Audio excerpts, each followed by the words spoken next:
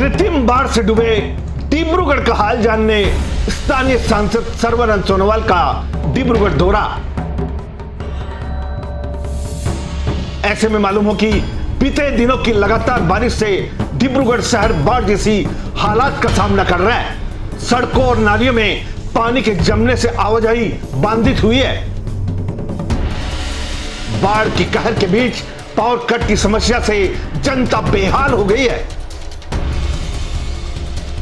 इसी बीच डिब्रूगढ़ के नवनिर्वाचित सांसद तथा केंद्रीय मंत्री सर्बानंद सोनोवाल बाढ़ से हुई क्षति का जायजा लेने अपने संसदीय क्षेत्र डिब्रूगढ़ पहुंचे। संवाददाता से पूछने पर केंद्रीय मंत्री सर्बानंद सोनोवाल ने डिब्रूगढ़ वासियों को बाढ़ से राहत दिलाने के लिए वैज्ञानिक पद्धति अपनाने का आश्वासन भी दिया।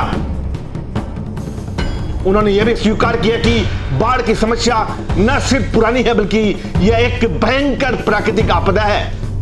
केंद्रीय मंत्री ने इस आपदा से निपटने के लिए ठोस और कारगर कदम उठाए जाने का भरोसा भी दिया।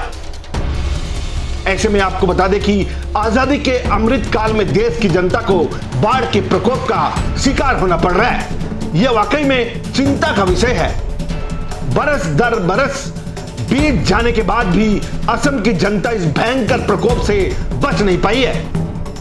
हर साल असम के परिवार घर से बेघर हो जाते हैं। मवेशियों और जान माल की हानि का ठीक ठाक अंदाजा लगाया जाना असंभव सा है। सरकारी तंत्र और मशीनरी का सही प्रयोग बहुत पहले ही किया होता तो शायद आज जनता की यह दुर्दशा नहीं होती।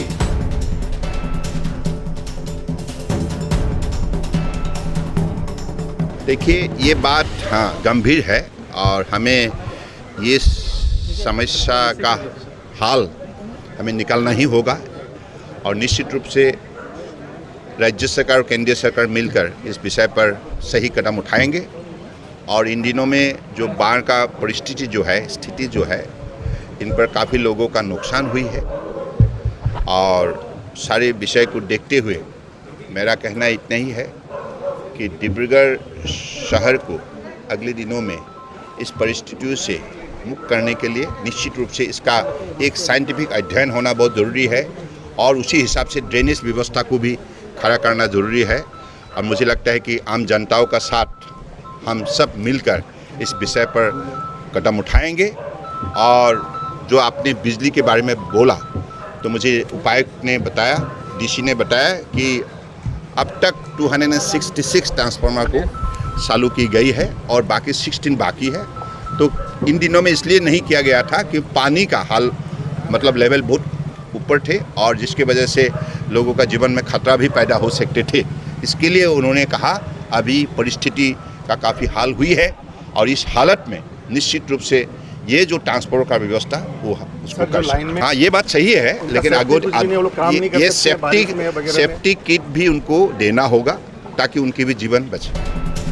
डिब्रूगढ़ से कैमरा पर्सन मुन्ना घटवाल के साथ अरुण कुमार जैन की रिपोर्ट।